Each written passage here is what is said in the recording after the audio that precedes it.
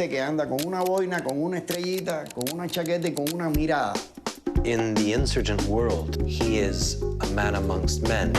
Who's Che Guevara? He's like the guy who invented those mojitos. I mean, some people don't even know who he is, have no clue whatsoever, but they wear the T-shirt, they have the poster and everything, and they have no clue at all. They may not know who Che is, but they know that guy is cool. Now, why is that guy cool? I kind of admire his lifestyle. It's really like a punk.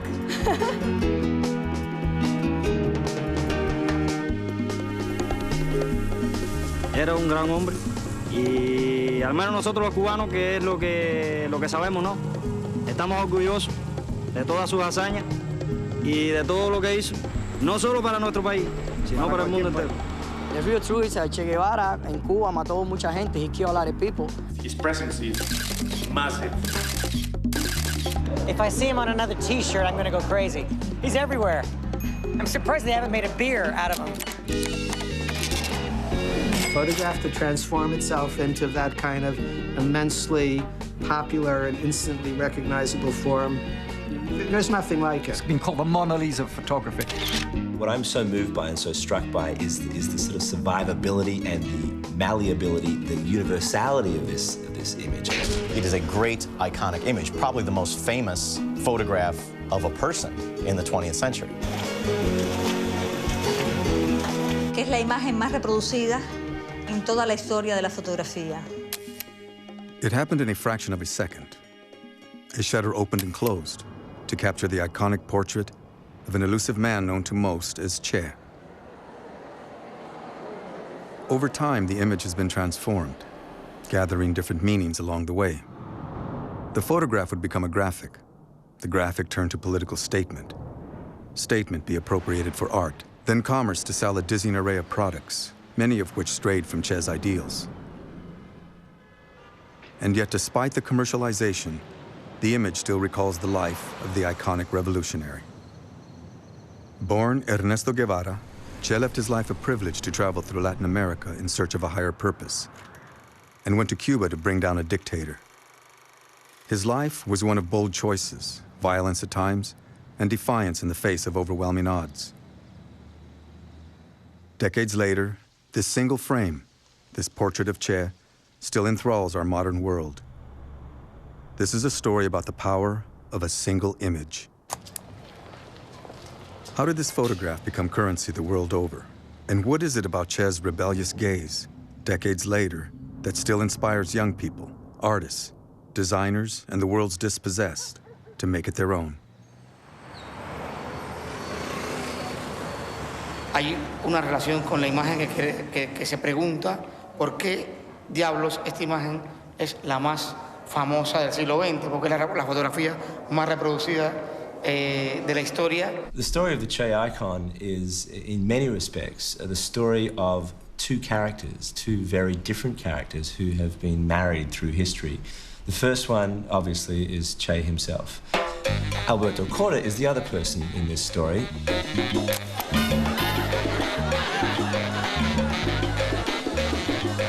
Alberto Corda era un personaje. The man who took the photo was originally a fashion photographer. Corda was a brilliant fashion photographer. Mira, mi padre, él tenía en aquel entonces el estudio Corda. He took very beautiful pictures of very sexy women. El estudio de él, yo recuerdo que siempre estaba lleno de muchas personas. Escritores, intelectuales, pintores, poetas, iban modelos, iban bailarinas, iban cantantes, iban actores de cine. You had this fun-loving party. This was the Caribbean celebrating. God knows he was a man of great charm. He could charm the pants off anybody and skirt. He drank rum, he smoked, he was a musician, he danced, he was a tango singer. He was just your absolute life of the party, and in many respects, thoroughly Cuban. I mean, he mixed in a crowd of fun-loving, pre-revolutionary characters, and the whole image we have of Cuba in the Batista years as being this kind of non-stop cabaret. That was Korda's world.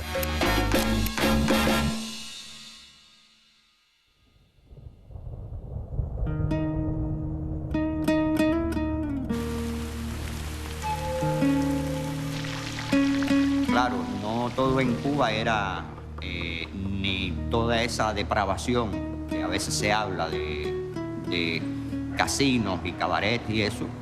Estaba la dictadura de Batista, que sí era cierta.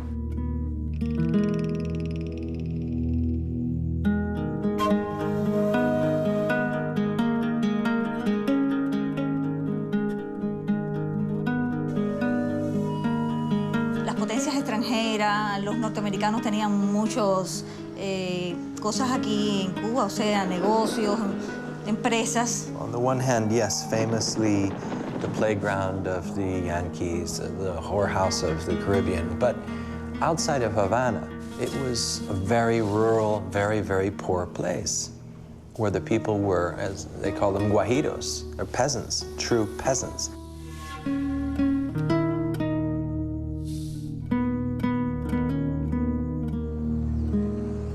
Momentos muy difíciles, necesitaba ayuda realmente. Y yo veía a aquel señor que pasaba en un MG descapotable, que siempre, casi siempre iba una mujer hermosa al lado de él, y yo decía, ¿quién será esta persona? Yo era, imagínate, un muchacho, 16, 17 años, era lo que yo quería hacer también. Por suerte apareció a través de unos familiares que el estudio Korda necesitaba un asistente. Y Korda no solo fue mi jefe, como yo he dicho, no solo fue mi maestro, fue mi mentor y de cierta forma terminó siendo mi padre.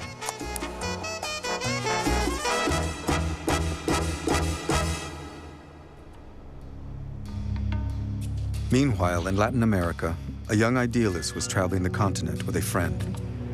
"Wandering around our America has changed me more than I thought," he wrote, as he came to know the people and their politics. In those days, he was known as Ernesto. De joven fue infinitamente superior a todos nosotros en inteligencia, capaz, tenaz.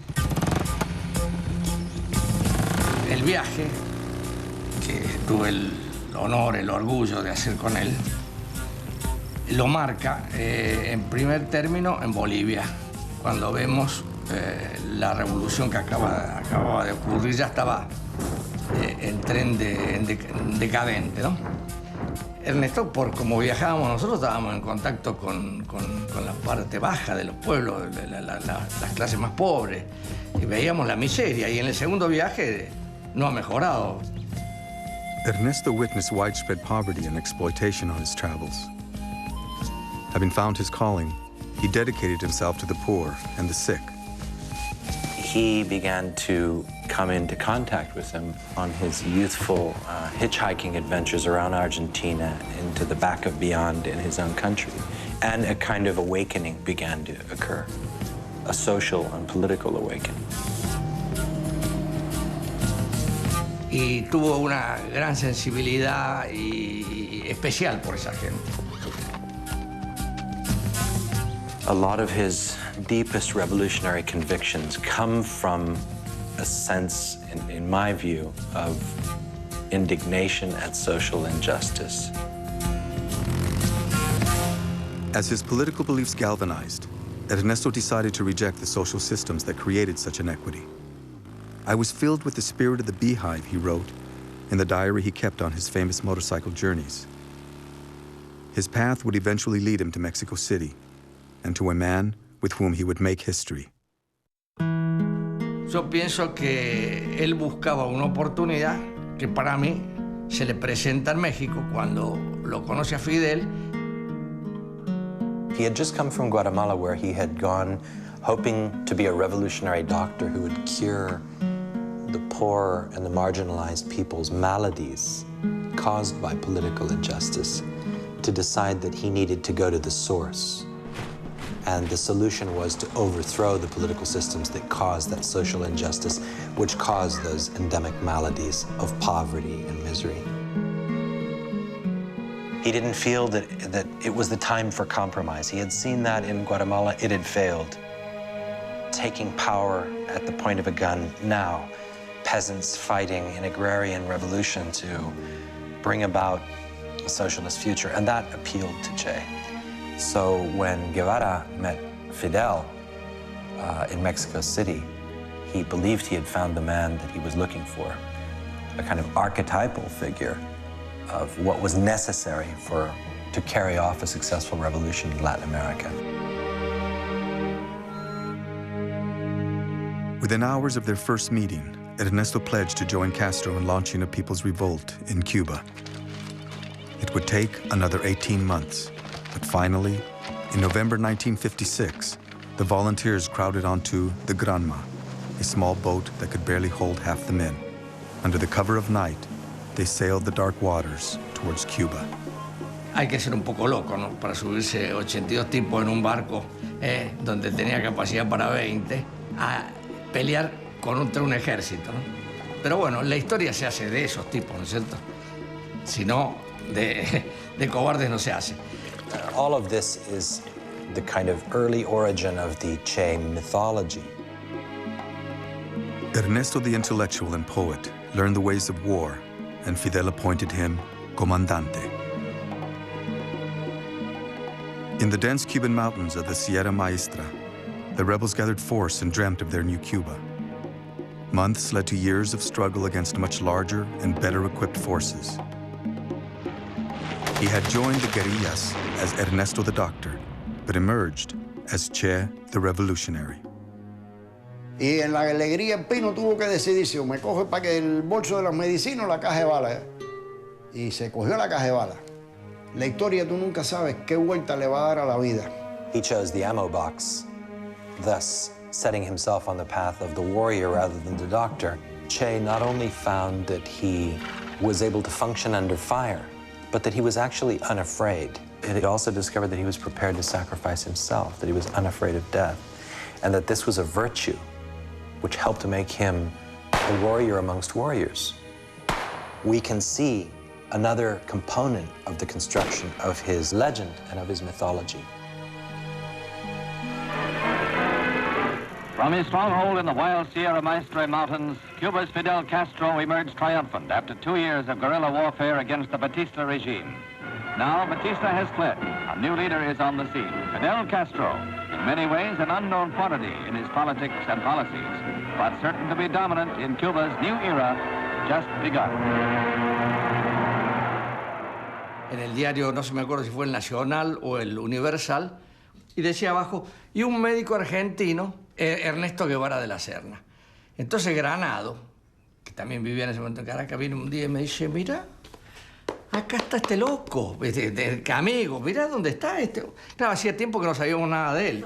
Bueno, yo me lleno de orgullo, este es mi amigo. Este que está acá es mi amigo. Le queda muy bien en el uniforme y la barba. Entonces él me decía, a veces me miraba y me decía, che, cómo te envidio la barba. Mirá las vueltas que da la vida, ¿no? Que él me envidiara la barba. Es un símbolo mundial y eterno. El Che se hace una persona conocida en el mundo a partir de la Revolución Cubana. Incluso el nombre del Che se lo ponen los cubanos. Le decían Che. Che para acá, venir para todo Che. Che was this new revolutionary identity that he craved to possess. Che actually functioned from that moment on various levels. He was first and foremost the Supreme Inquisitor, the prosecutor at La Cabaña for war criminals. He became Minister of Industries, President of the Central Bank. He was 28 years old. Ernesto Guevara had become Che, this new man who was able to overcome all obstacles in order to pursue his objective, which was a revolution.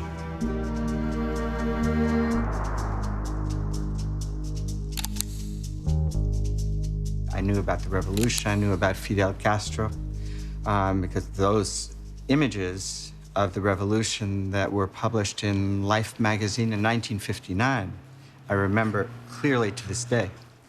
And I was quite struck by seeing this supposed leader of a revolution, because revolution in my mind is was something that was strong and dramatic and involved death and chaos. And here was this person supposedly responsible for a revolution in front of the Lincoln Memorial with his hat off.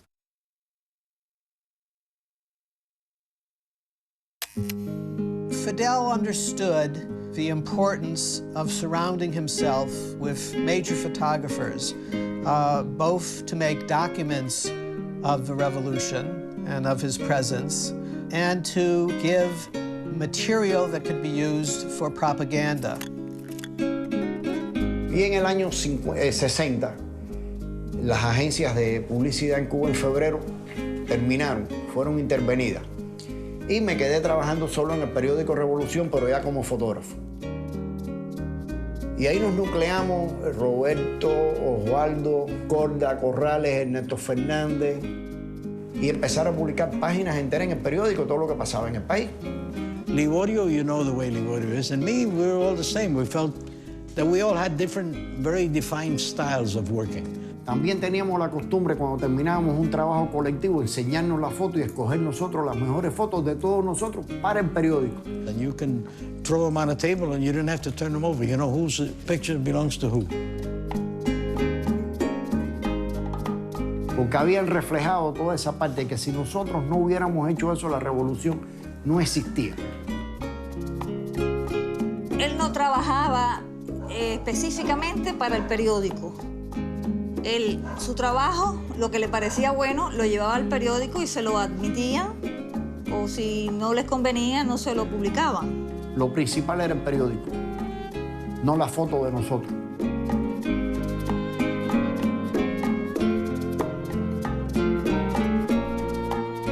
Inmediatamente determinado el acto, la actividad o lo que fuera, corrían a sus estudios fotográficos a revelar sus rollos fotográficos para enseguida imprimirlas y llevarlas al periódico.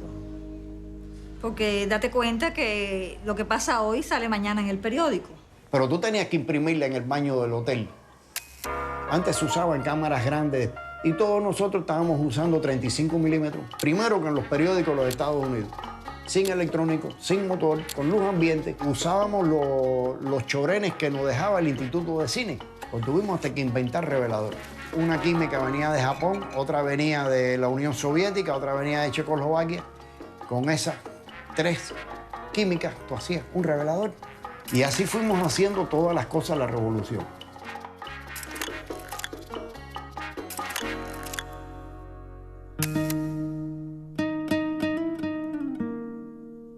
The Niña was the really transition image of Alberto Corda's work from a fashion photographer, commercial photographer, to then dedicating his life to the revolution, because he recognized that this little girl was living without anything. This piece of wood that she's holding here in her hands was her doll. And realizing the inequalities that existed in Cuba, he couldn't justify the work that he was doing anymore. And he sort of left the whole world of commercial and fashion photography because of this one image. He made the transition from being a fashion photographer to a press photographer, but he kept a lot of his instincts, his natural eye for a certain aesthetic. Y mi padre siempre acompañaba a Fidel. Por eso te digo, era fotógrafo acompañante, no fotógrafo oficial.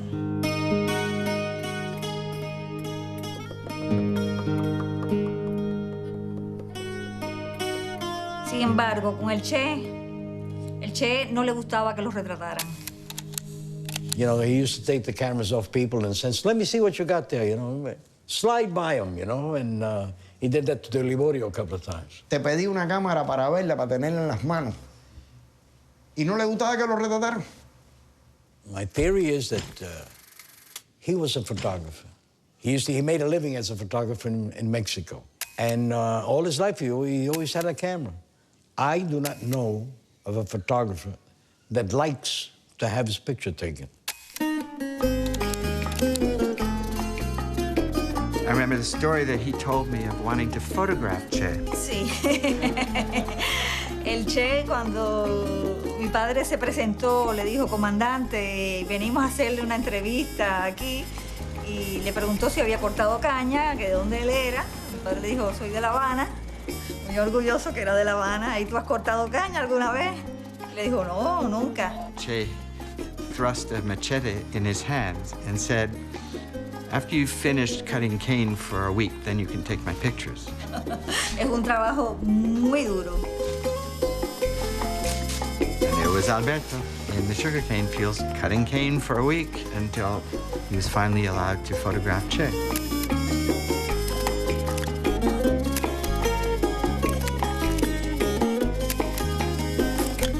Y ese es el Che. Sí, ese es el Che. Pero el Che era ministro. Sí, pero hacía trabajo voluntario los domingos y tenía que explicar qué cosa era el trabajo voluntario. Lo hacía como una forma de enseñanza. Y lo hacía los domingos, que era un día libre de trabajo, pero para producir un poquitico más. Pero básicamente como una enseñanza de lo que había que hacer en aquel momento por la revolución. He was one of the architects of the socialization of the revolution. And to kickstart it, he began programs like volunteer labor, which drove everyone else crazy, especially the people who worked for him or other ministers, because instead of going home to his family on Sundays, he went off to cut sugar. And they all felt that they had to as well. Filled with the energy of victory, Che, Fidel, and their comrades began to build a new society. But now they had become involved in a larger game, as pawns between two world superpowers. It was the Eisenhower years of Cold War intensification. The United States at the time was probably at its most imperial. Soviets, they wanted basically to have a thorn in Uncle Sam's side, 90 miles offshore. And all they really wanted was a military base, and they were prepared to subsidize it by buying their sugar. They weren't interested in industrializing in Cuba. Me imagino que la dirección de la revolución se fueron dando cuenta que se nos avecinaban días muy difíciles. Y de algún modo teníamos que prepararnos para defendernos. Se le compró a Bélgica un cargamento de armas que vinieron en un barco que se llamaba La Cubre. La Cubre entra en el puerto cubano y cuando los obreros están descargando ese barco, ocurre una explosión. Primero no se sabía qué es lo que había pasado.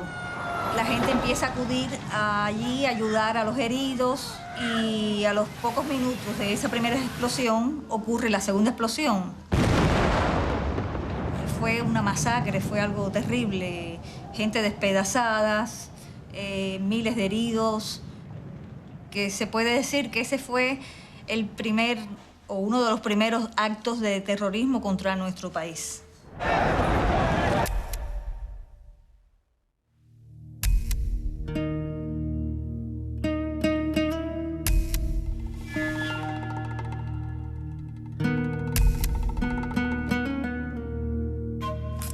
Al día siguiente se convoca para el entierro de los restos, porque a veces eran restos de personas. Un brazo, una pierna, la persona había desaparecido en fragmentos. Y se improvisó la tribuna allí a una cuadra del cementerio Colón donde Fidel habló.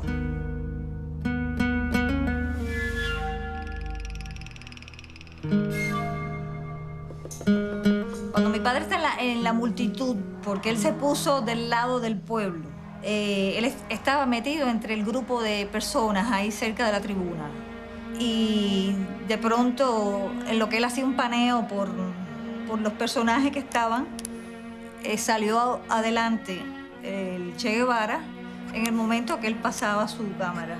El Che como que se asomó a ver aquella humanidad adolorida, llorando por sus muertos, por su pueblo, pero solamente le dio tiempo a hacer 2 fotos, porque el Che llegó, se asomó y él dispara una primera foto, cambia la cámara y tira una segunda foto.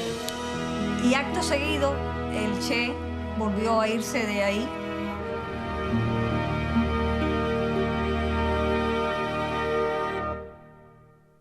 Y siempre le oí la historia a mi padre de que cuando él llegó a su estudio se mete en el laboratorio y revela esa foto con idea de llevarlo al periódico esa noche. It was just another photograph that he was taking. He was fulfilling a job. The sequence is he takes everybody that's in the Tribune. Bum, bum, bum, bum, bum, bum. One of them is Che. He showed up, bim, bam, he took it, he kept on going. Publicaron una foto de Fidel que se ve con la bandera cubana detrás y Fidel con dos cohetes en la mano. That was an important thing at that moment. Alberto has half a roll of film of Fidel showing the thing because he knew that picture, newsworthy, that was the important one, not the other one. If it would have been any kind of important for him, he would have taken 3, 4, 5. I know Alberto. Otras fotos de la gente llorando, del momento que venían Fidel, el Che, Dorticós, pero bueno, ya te expliqué que el periódico no la puso al día siguiente. Sin embargo, a mi padre le gustó tanto y le impresionó tanto esa foto, esa mirada del Che, ese dolor que expresaba, y él guardó la foto para sí mismo. He knew what he had. He knew that he had something really special in that particular photograph. What he didn't know was the impact it would have on the world. Korda's photograph was not published the next day, nor for months after that. He carefully filed the negative away. In 1965, like the image, Che disappeared from view.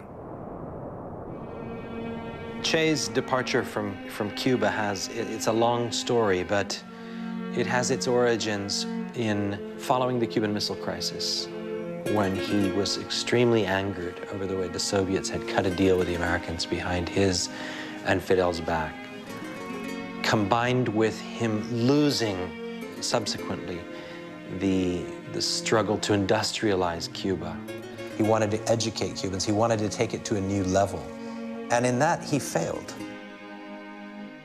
No matter what he started, he never finished anything. He always went on to something else. And what he left behind wasn't complete. Because he was not a guy to be behind a desk in a ministry as a politician.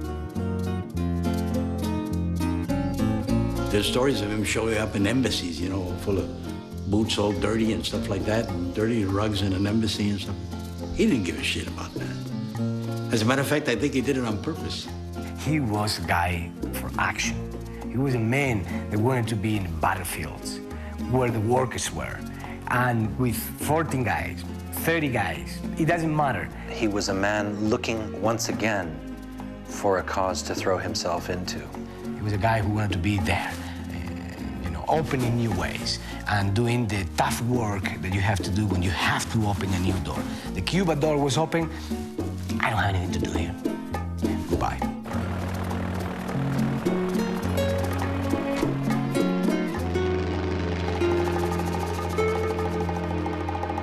The legend started to spread out that Che was missing. He disappeared, he vanished, and he was every place.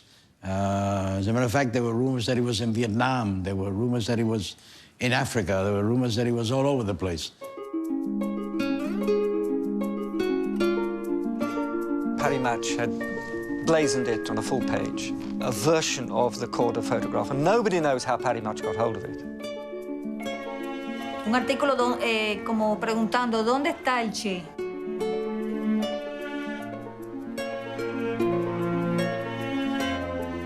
¿Cómo llegó eso allí? Well, we start doing our research and we find that in August appears a whole page of the image, not credited, but it's called the Official Portrait of Comandante El Che Guevara.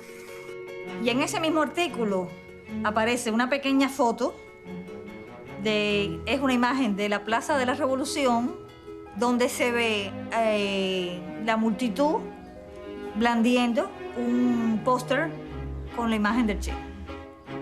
No sabemos quién hizo la foto donde aparece el pueblo y aparece el póster. The photograph was known in parts of the world even before that. La primera vez que yo vi la foto del Che fue publicada en el periódico Revolución. It was in 1961, I think. It became in a paper announcing that Che was going to speak at some kind of activity or something like that. The event happens, but then it's stopped midstream. During the morning, news comes of the invasion from the United States. And Che goes off to defend his new country against an invasion. But it was a small picture. I don't think it impressed anybody. I don't think it even impressed the people of the newspaper. A glimpse here, a trace there. It's unclear where Corda's image first appeared. But when Perry Match asked, "Where is Che?" a lone poster is held aloft in the crowd. Where the poster was first published is more certain. Paddy Match with a huge circulation is really immeasurable how far that entered people's consciousness. But as a poster, certainly Feltrinelli is at the beginning.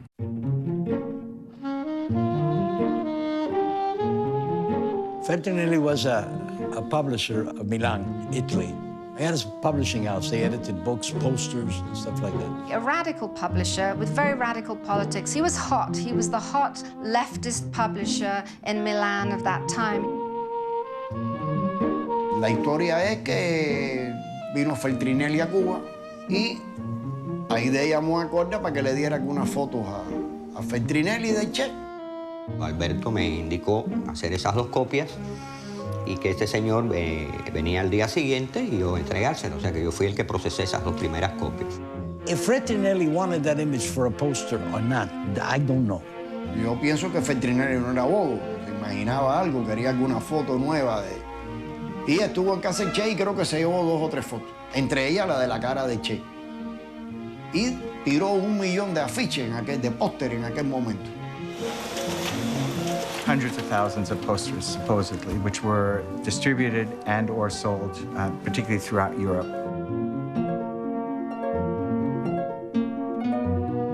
Hoy no se sabe si salió primero en Italia o salió primero en mayo de 68 en París. And what I do know definitely that image was out before Che had died. That I know for a fact. As to the question, where was Che?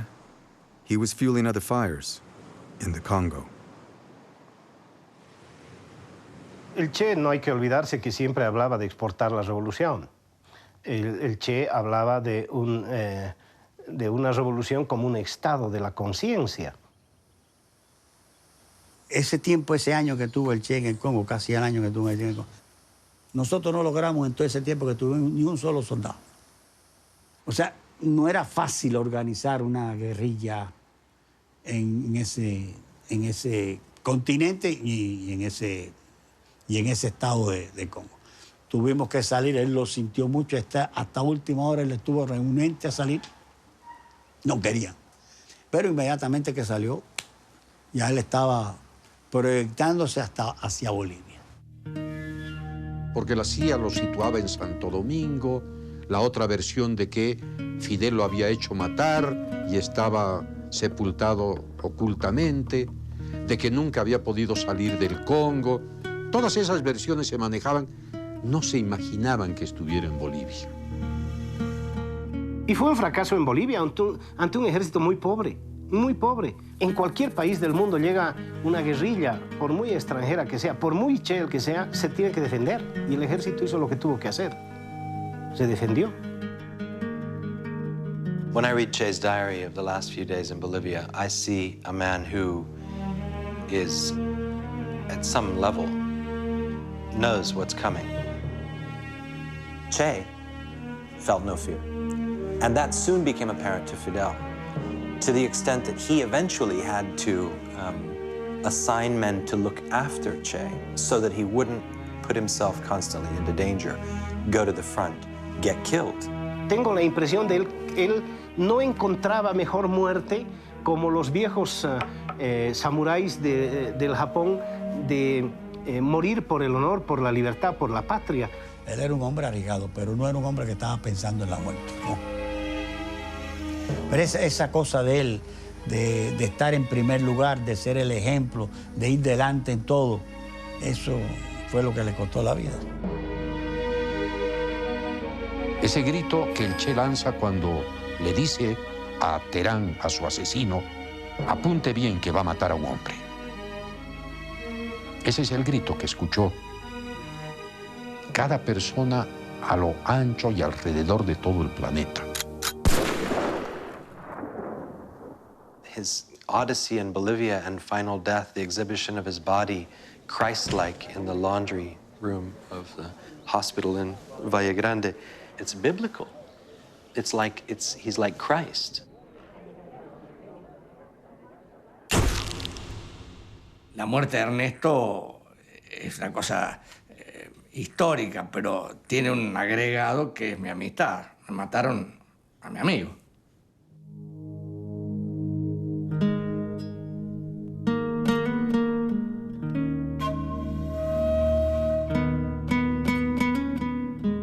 Posteriormente, después del asesinato del Che en Bolivia, cuando se hace la velada solemne aquí en la Plaza de la Revolución, y Fidel es el que hace las palabras fundamentales, las principales de allí, yo recuerdo que esa noche estaba convocada la manifestación y Corda, por supuesto, iba a fotografiar. Y salimos caminando con los equipos por el medio de la multitud, y ya cuando desembocamos en la plaza y vemos que esa imagen está allí, con la bandera media asta, que atrás de la tribuna que se hizo, Alberto se viró para mí y me dijo, coño, Chen, mira mi foto.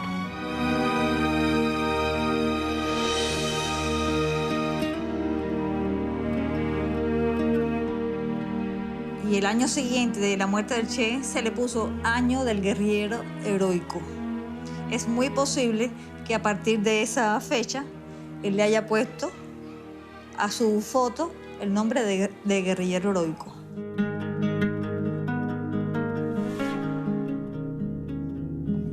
Esta foto era todo lo contrario a esa imagen del Che muerto.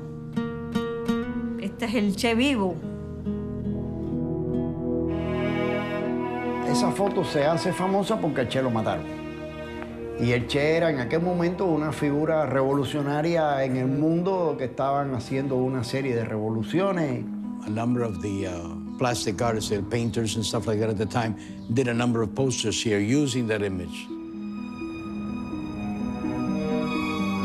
That was all done in that time, exactly right after Che's death.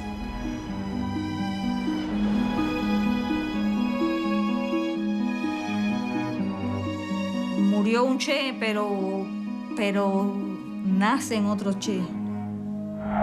One poster in Cuba after his death would multiply into thousands as artists began to resurrect Corda's photograph. His image was emerging as a universal icon for struggle. Pero cuando chocó duro de verdad fue cuando mayo de 68, cuando aquella gran cosa de los estudiantes, el mayo de 68 en París, que salió la imagen del Che. Y hizo una explosión.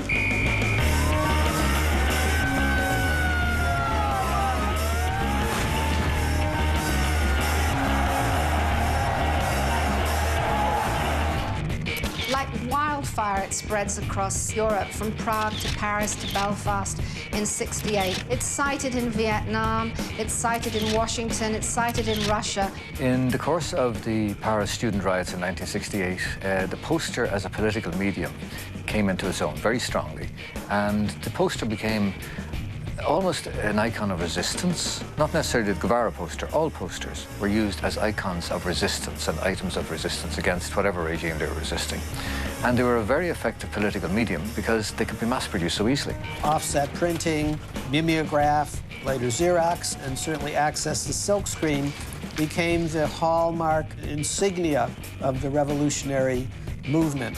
And of course we believed then that revolution, in one form or another, would be upon us, and Che Guevara was the example and the inspiration. At that time, everybody was exchanging bits and pieces. So that's how I first came upon anything about Che Guevara. The portrait or the icon I think I first saw Jim Fitzpatrick did it as a sort of a pop art. Sartre had met Korda in Cuba, and presumably Korda, as he always did, gave Sartre a copy of his photograph, which he then passed on, and it ended up in my hands, and I turned it into the now famous Che Guevara graphic. I liked Che Guevara. I met him, and he was an immensely personable, interesting, fascinating, humorous man. I saw the photographs of him brutally murdered. I was outraged at the manner of his murder when it came to light a couple of months later. And I felt that Che should be remembered forever, and I felt it was my job to make sure that happened. I suppose people from my background were drawn to that image because of what Che Guevara was seen to represent.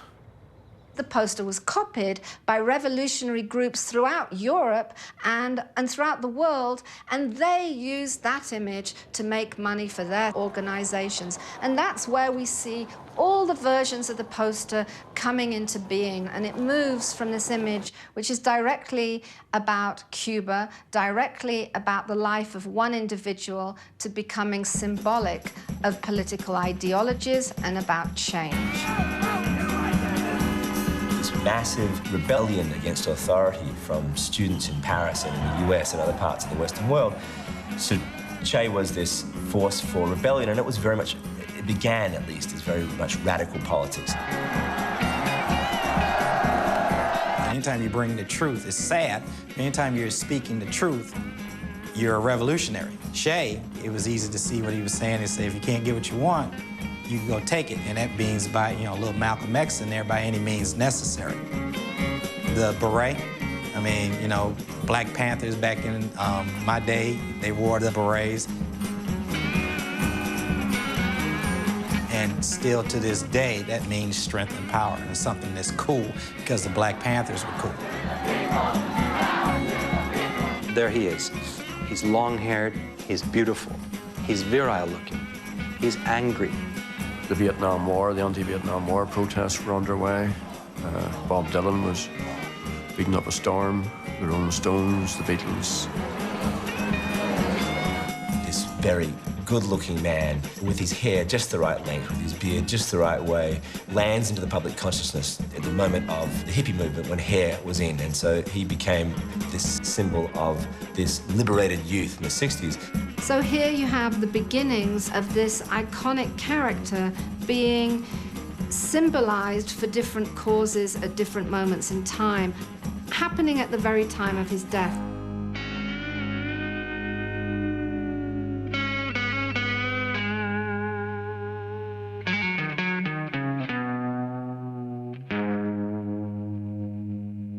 The Che image lends itself to being a poster perfectly because it works so effectively, even just as a black and white image. Of course, with the black, white, and red, it's unstoppable. Pretty soon after that, I realized that the multiplication of the image was in itself an index of his significance. I mean, the Che image was just everywhere towards the end of 1968.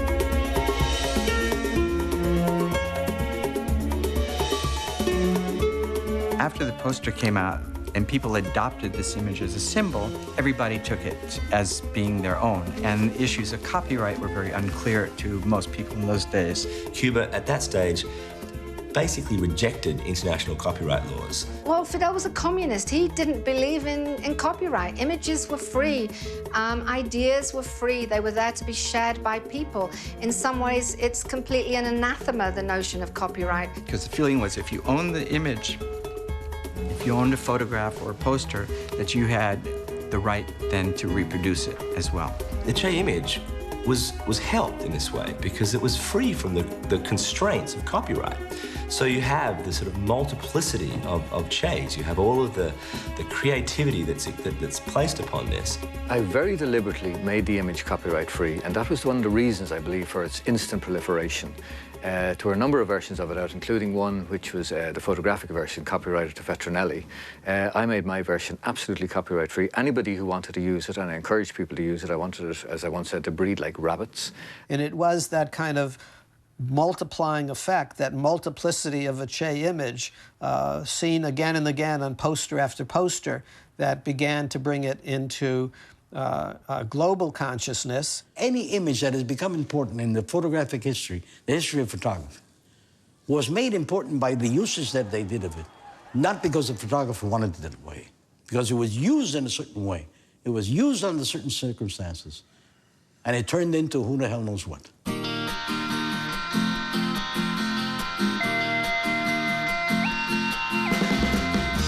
It was this kind of singular moment in time that the image first appeared, that a new kind of aesthetic in painting began to emerge.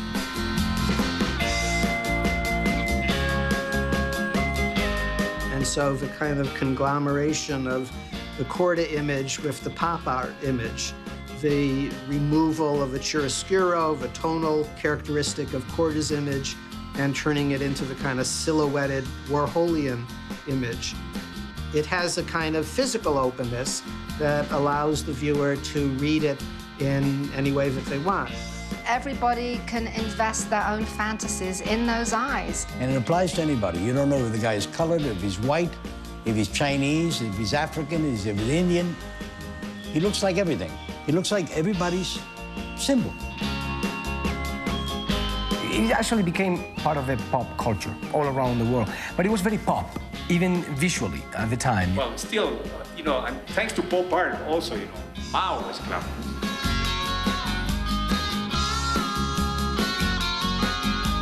Simultaneously, it took all the various kinds of basic stylistic notions of pop and op and kind of hallucinatory images and made it part of that generation.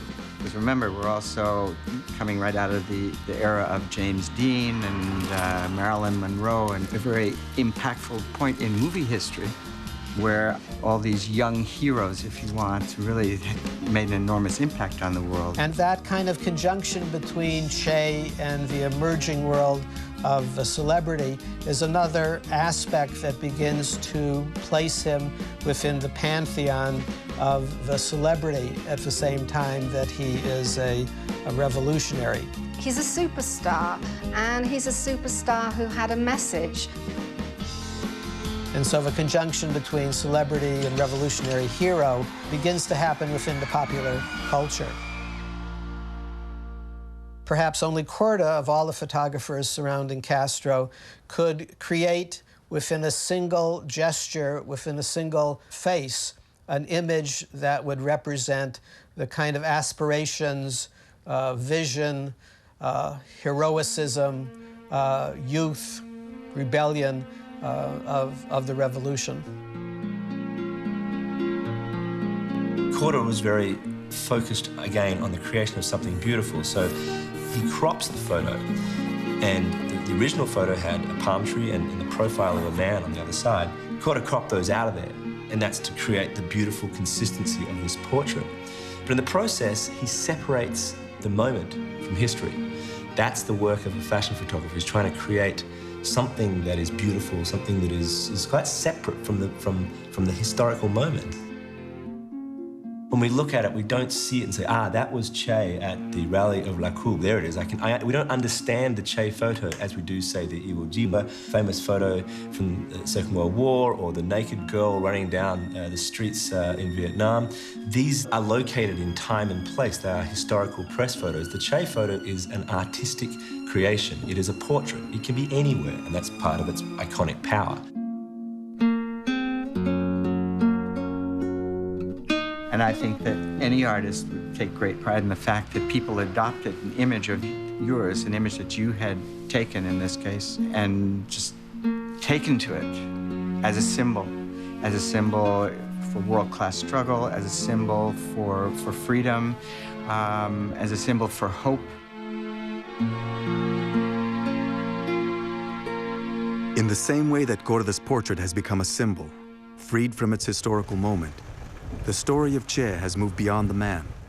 He has become folklore, a guerrillero heroico, an infallible heroic freedom fighter, lionized in the myths passed down through generations.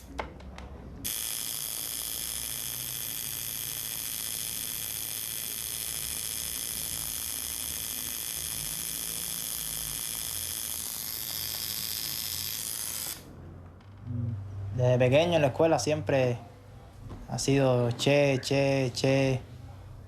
Y me interesé por él porque por la historia y eso que he aprendido de él y me han hecho desde la escuela de pequeño hasta ahora que he crecido y han sido grandes.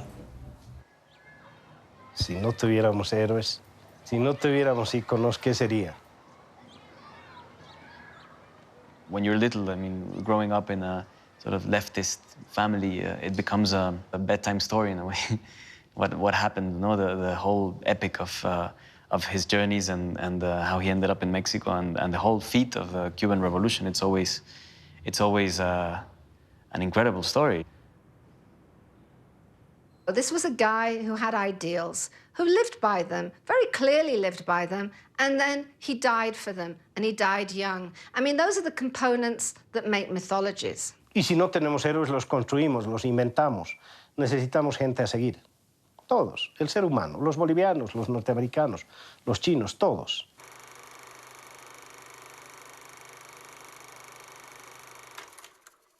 The myth behind Che and the story has a very biblical feel to it. And this comparison with Christ actually happened very early, instantly, you might say, on his death.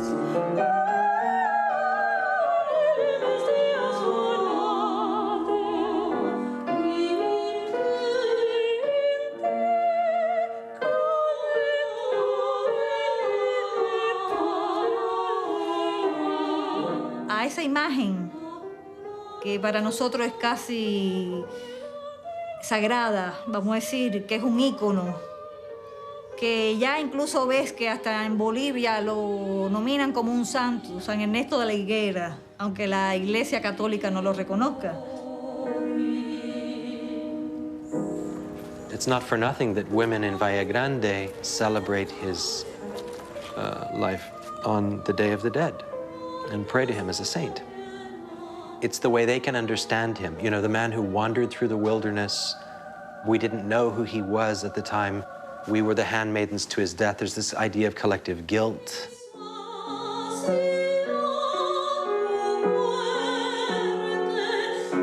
The beret that he habitually wore, including in the corner photograph, becomes a crown of thorns. The lapel of a coat becomes the wound on Jesus' breast. And the somewhat foreshortened photograph that we have by Alborta, taken in Valle Grande, is compared with Mantegna's dead Christ in the Brera Museum in Milan.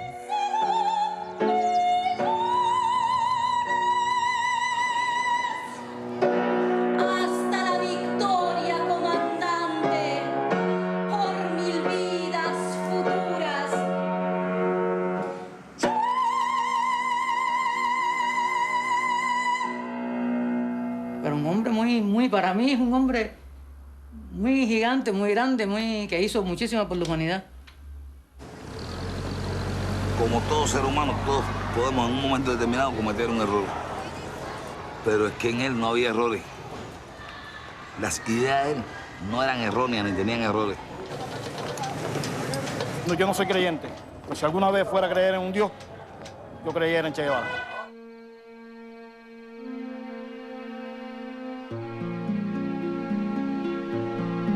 It's a very convenient and beautiful narrative, and all history is written this way. Every country has, and every political movement has its myths and its stories.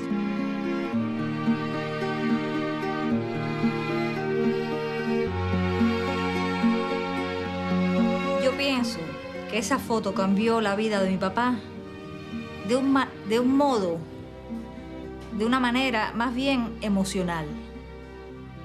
Por cuanto esa foto no lo hizo rico ni millonario.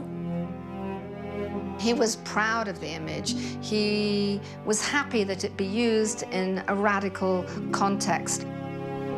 Y entonces me decía, ¿tú te imaginas lo famoso que me he hecho yo con esa foto? Y yo no hice nada. One of the things that I think has been quite fundamental in its explosive growth around the world, ironically, is the lack of copyright associated with it. that meant that Alberto Corda, the photographer who took it, who was a believer in the revolution, you know, had to also accept the fact that he would not have any control over this image and would not be able to enforce it if he wanted to live in the Cuba that he wanted to live in. So he could do nothing about it. Feltrinelli was given print, or 2 prints, as Alberto told me a number of times, and Corda never got a penny from any of that. In fact, the poster itself had at the bottom, copyright Feltrinelli. How far Feltrinelli may have cheated the author by not putting his name on the poster and not giving any money for it. This is much discussed. The whole myth that then grew up and that Corda constantly refers to is Feltrinelli made a fortune from his image, and this Cuban photographer didn't make a penny. I don't think that's the case. Feltrinelli was an extraordinarily wealthy man. He was a radical. He'd been in the Communist Party. He supported authors and people of ideas all over the world. And he wouldn't have sold the poster, as Corda increasingly claimed with some resentment. Yes, it's true that Feltrinelli did not credit Alberto Corda for taking the image. Did any other photographer at that time, photojournalists, get credited for taking their photographs? No, they didn't. Artists get credited. Photographers during that epoch didn't. And it wasn't until 1980 that anybody knew that Corda, in fact, was the photographer of that image. Corda hopefully has made what he deserves, but aside from that, it really is it's a public domain piece, and I don't know if anyone really can say what it should or shouldn't be used for.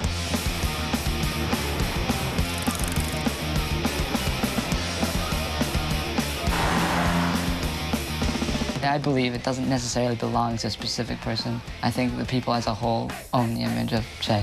The public expectation is that this does not belong to anybody, that Che, in fact, as people often say, belongs to all of us. From Argentina to Cuba, all the way to Kenya, that's a freedom fighter. So, in a sense, Che has become someone that everyone can appropriate. Capitalists can, do, and will appropriate him. The Japanese will make snowboards with his image on them. Americans, Cubans, and English and Germans will make T-shirts with his face on them. Beer, soda, you know, he's on cigarette holders. You name it, Che is everywhere. The swimming suit in Brazil, in a zonguinha, which is a little tanga, I don't know how to say that, that had the figure of Che Guevara right in the middle. It's very good, no? It's very fun. Te lo encuentras en una billetera, te lo encuentras hasta en unas corbatas, en medias de niño me lo he encontrado yo en Francia.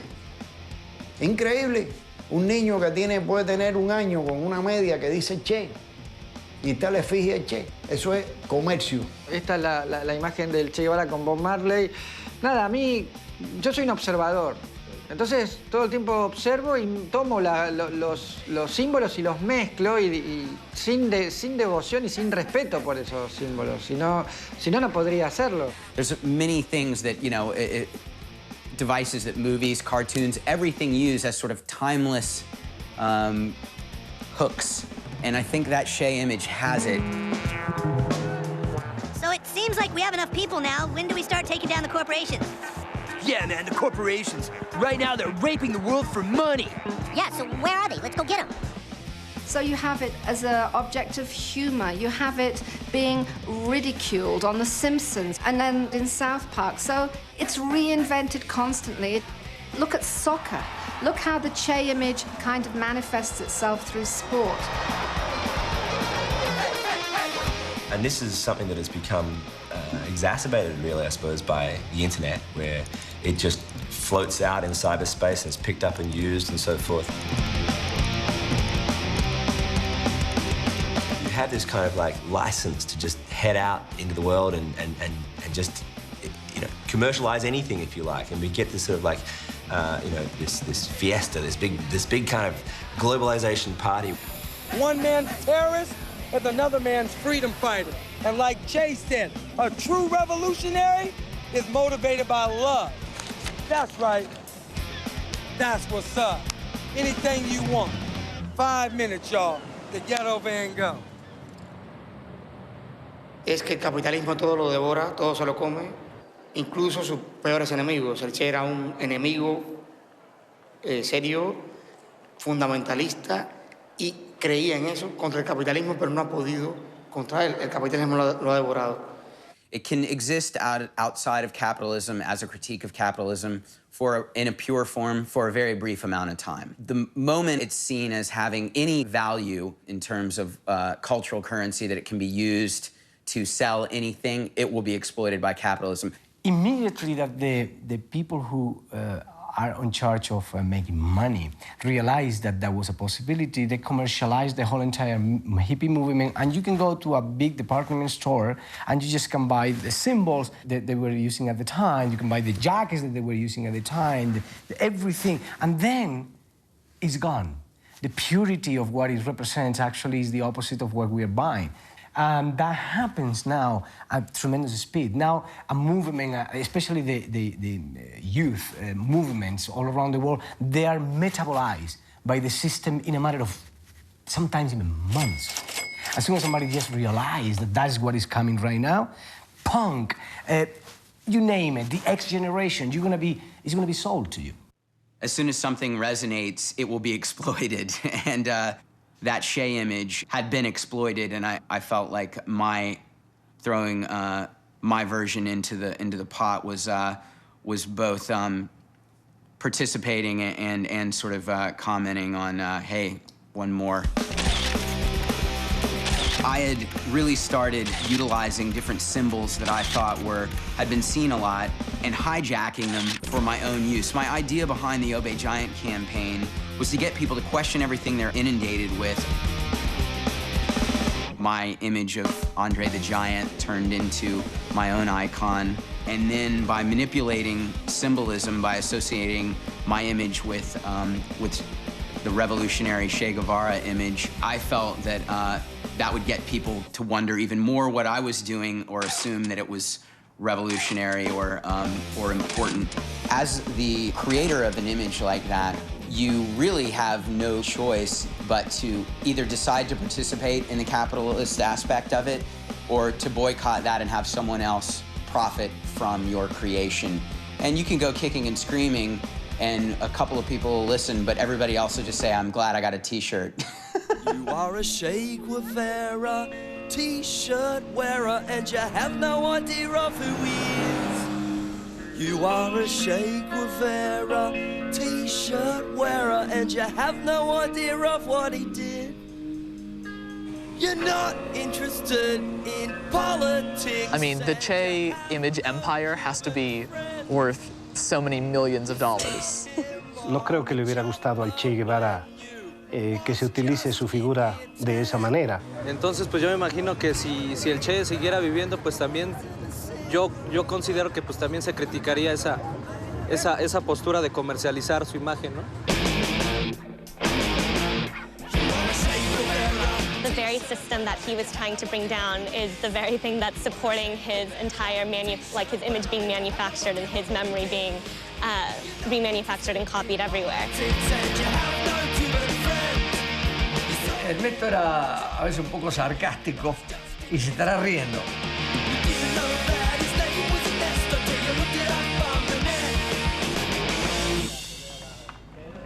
The Che image was a figure associated with leftist protesters, and I always knew that it was associated with those kind of movements and those kind of people. I didn't really know that much about the person, Che itself, until I'd say high school. And that was when I started realizing exactly what things he stood for and what things he did. I don't remember when, but it's just from the time I was young. I guess the people that I associated the image with were with punk rockers, like young people who were, you know, of the hippie mindset. And that's why his image actually reminded me a lot of Bob Marley. And so I actually thought he was a musician. I'm wearing it, but you have to look at what's under his image, and it's sort of like a play on words. This shirt brought to you by capitalism. Wearing it in this context, it's just acknowledging it's the very system that it is coming from. So, in a way, we're reminding people capitalism is the reason why this shirt exists.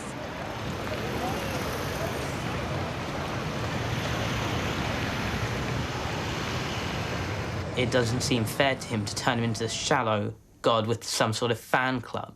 You know, it shouldn't be about that. It should be about people who respect his political ideas and not people who just follow him because he looks cool. He is the ideal for kids my age, like kind of rebellious, long hair, you know, cool hippie beard. You know, this is all the stuff that kids my age want to be. They want to be going out. They want to be overthrowing right-wing oppressive governments. If you think it makes you look like a rebel to wear something that you bought at Urban Outfitters or that everybody else has, you just sort of look lame.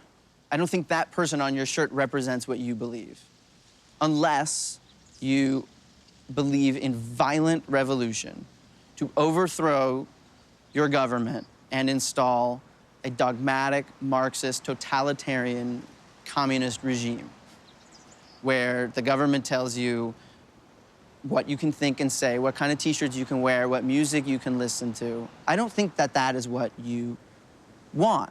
And if it is, that is absolutely the right T-shirt for you. You're separating the image from the man. And I guess other people can do that, you know, who don't have the same heritage as I do. But when I see that, it's impossible for me to separate that. Well, he has his contradictions too, political contradictions, and the way that he was probably pursuing his cause may be contradicted with the cause itself. Y el Che y la Revolución Cubana y Castro eran un insulto para nosotros. El Che no significaba otra cosa que muerte, que socialismo, y en ese estatus nosotros no queríamos el socialismo.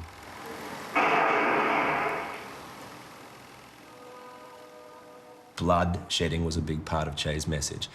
So we now live in a world in which Che is used, as I say, sometimes in a peace march, sometimes it's been used in anti-death penalty protests, all of which, of course, upsets a lot of people who are opposed to what has happened in Cuba and want to sort of resurrect or recover what they say is the truth about Che.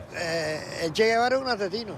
Se supone que un médico, en vez de matarlo, que tiene que salvar vidas, y él es al revés. So we can sort of conveniently forget about executions and an armed revolution that seems completely out of touch, really, with the more accepted democratic means of change that are now is embraced by most people on the left. Now, however, we prefer to see a Che disarmed. There are now doves and flowers and other emblems of peace, sometimes of justice, but never or seldom with the gun. You know, how can it be that people have transmogrified this image of a totalitarian, dogmatic Marxist and changed that into a freedom-loving, you know, bohemian guy who questions authority? I don't know. Because I don't think that at this moment that represents the struggle of the people of Latin America. Bullshit. I don't think it represents that. It represents something much more. Exactly what it is, I don't know. There is a feeling of pride that the figure of Che Guevara, a fighter for basically the working class, made it that far. That symbol trespassed to many different people from many different social classes, too, all around the world.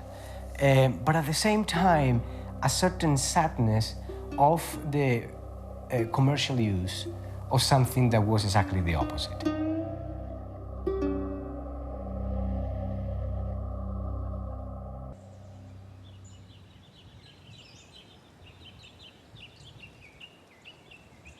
¿Qué pasa? Que a partir de la muerte de mi padre, la gente pensó, murió el autor de la foto, pues vamos a usarla. Ya, no hay que pedir permiso para usarla. Y no es así. Hay que pedir permiso para usarla. Porque yo quedé como el estate de Corda, o sea, la heredera de su obra.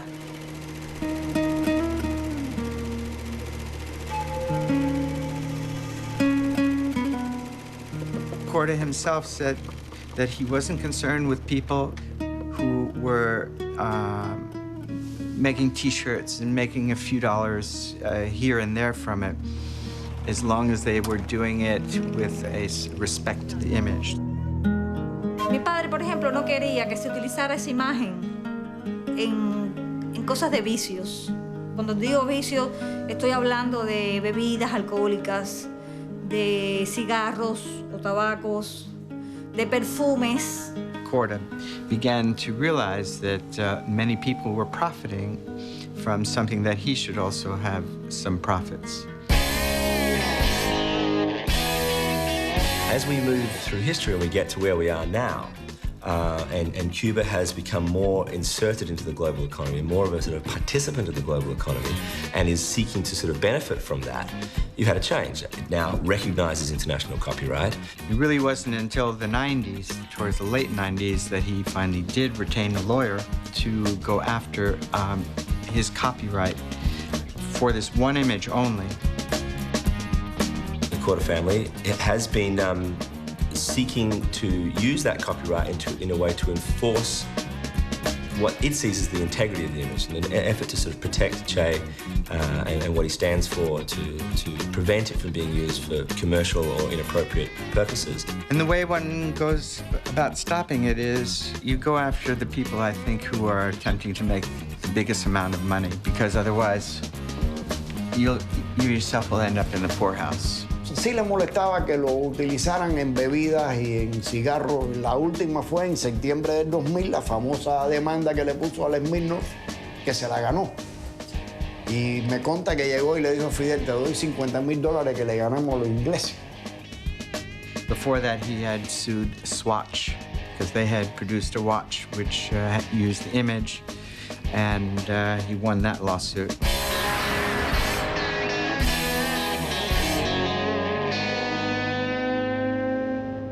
I never heard that the photographer was unhappy with the way we used the image. I just heard that they wanted money.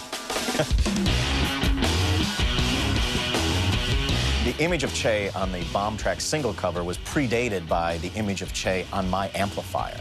And so the image of Che Guevara on stage was kind of like a fifth member of Rage Against the Machine. That iconic image of Che, in a way, began to stand for the band and that band's politics.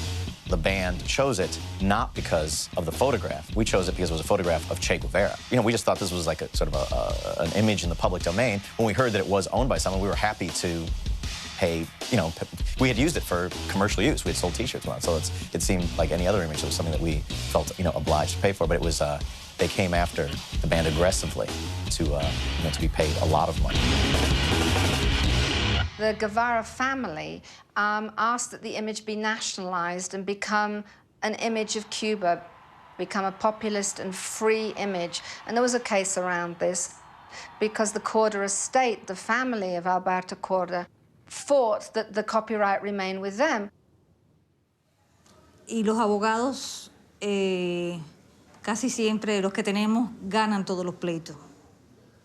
Hasta ahora siempre han ganado el pleito porque han pleiteado por una razón muy justa, que es el derecho de autor que me corresponde. Y no es que no permitamos usarla, se puede usar la imagen, pero como una obra de arte hay que pedir permiso.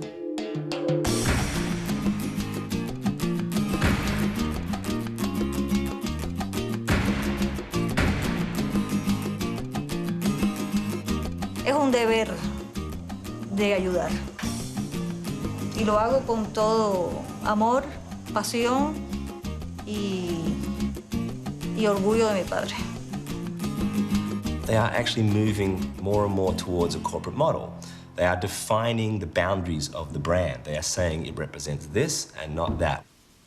It's not just a simple matter of, I want to use this image, this is what I'm going to use it for, and it's yes or no. No, every use has its own constraints. Che is emerging into, as an image, as a participant in global copyright. He's getting his little R. The only way that logo is going to have power and actually mean something, it can be the greatest logo in the history of mankind. It can be the Nike swoosh, it can be Coca-Cola, it can be the McDonald's M. If what that thing purports to stand for, what that company says that it stands for, really doesn't stand for it, the logo is powerless.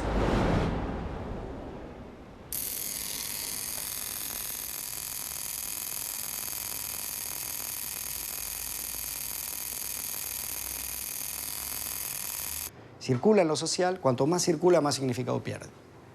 Pero yo creo que conserva en el fondo, como patrón, esta idea de ser un ícono de la rebelión, del desafío, el enfrentamiento con el poder institucionalizado. For me, the image certainly has not lost its power. When I wear my Che Guevara t-shirt, I know what it means, and I know what I mean when I wear it. It stood as a model, an anti-imperialist model. They've got the money, they've got the guns, they've got the power, and we're gonna win.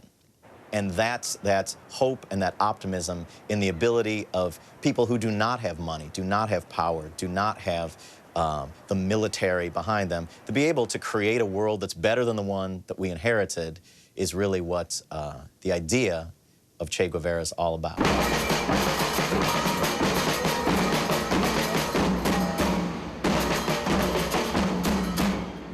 Así como mis padres me legaron el mensaje de que sea libre y luche para hacerlo, yo vengo a la plaza con mis hijos y le transmito. De hecho, mi hijo se llama Ernesto y mi otro hijo se llama Fidel.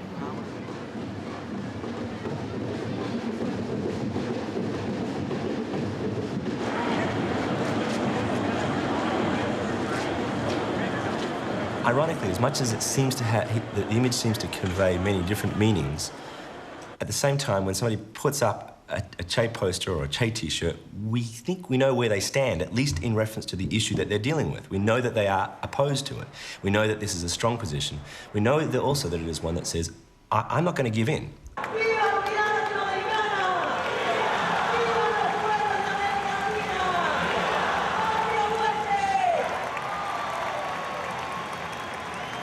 It's impossible to divorce what's happening in Latin America from what happened previously, any more than it's impossible to divorce what's happening in Ireland at this time from what's happened over a long time.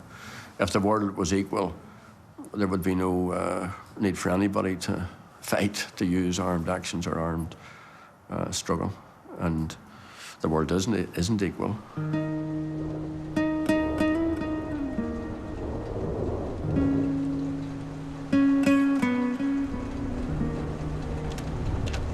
It's an interesting moment of where this idealism or this search for change is right now, and how it stands also.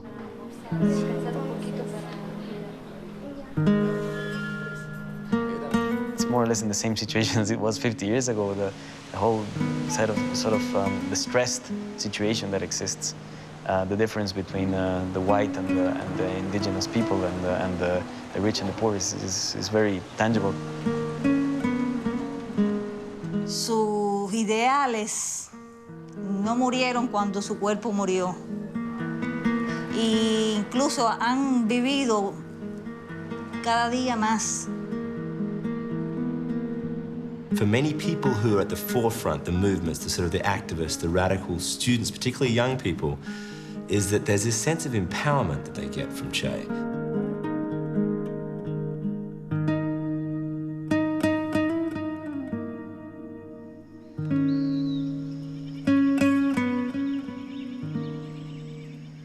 Porque él luchó por los pobres. Pues no sabemos mucho de su historia, pero sabemos que él tanto deseó liberar no solo a un país, sino que pensamos igual que él. Queremos hacer como él. Que esa semilla que dejó sigue viva, sigue dando fruto. Y pues por eso el Che para nosotros también es muy importante. They're uber rebels in today's world, and Che is their ultimate icon. And there's a reason for that. Because the message that was behind Che is still Unfortunately, and I say unfortunately because it was a message of confrontation with the system and confrontation with the capitalism and confrontation with a very specific power of the time that is still probably now even bigger than at the time. The essential thing that is Che Guevara is still in that image, you know, an uncompromising willingness to fight back against unjust authority, to fight back against exploitation, to stand with the poor and the oppressed, and to really, Che did a very unique thing, something that very few humans do. He lived his ideals. Che is understood to be the face of Icarus, in a sense. He resonates with the deepest of our mythologies. He's the boy who put on a pair of wax wings and said he would fly to the sun, and his father said, no, you can't, and he did anyway, and he died in the effort. He represents the perennial idealism of youth. The power, the political message, the essence of it is still there. And that's what's so interesting, so rich about it. It's defiant in itself. Che was a defiant figure. The icon is defiant. It just survives. It goes on and on and on.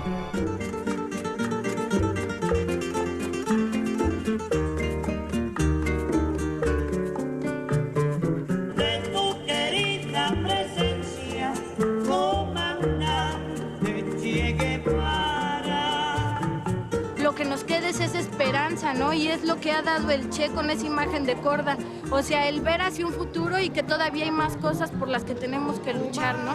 Y esa imagen de Korda representa para mí en lo personal esperanza. La historia dispara cuando todo Santa Clara se despierta para verte. Aquí se queda la clara, la entrañable transparencia de tu querida presencia, comandante Che Guevara. Que la imagen da una idea de libertad, de poder hacer lo que uno quiere, de poder ser revolucionario en el aspecto de la vida de cada uno que quiera. Comandante Che Guevara.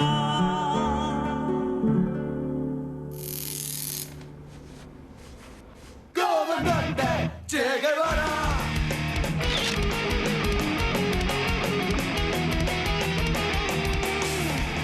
Aprendimos a quererte desde la histórica altura, donde el sol de tu bravura le puso cuerpo a la muerte. Aquí se queda la clara, la entrañable transparencia de tu querida presencia, comandante Che Guevara. De tu querida presencia, comandante Che Guevara.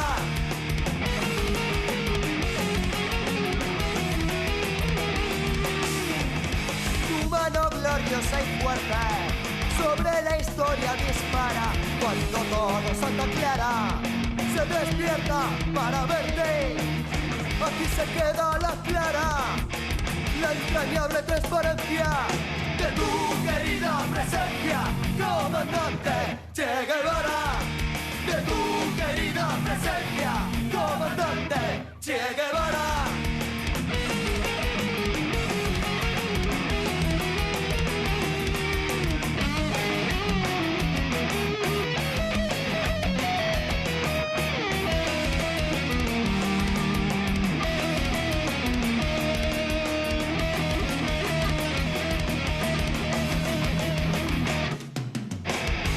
Amor revolucionario que conduce a tu nueva empresa, donde espera la firmeza de tu brazo libertario.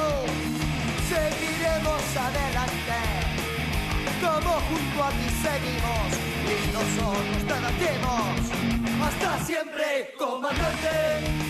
Y aquí se queda la clara, la entrañable transparencia de tu querida presencia, comandante Che Guevara. De tu querida presencia, comandante Che Guevara. Comandante Che Guevara.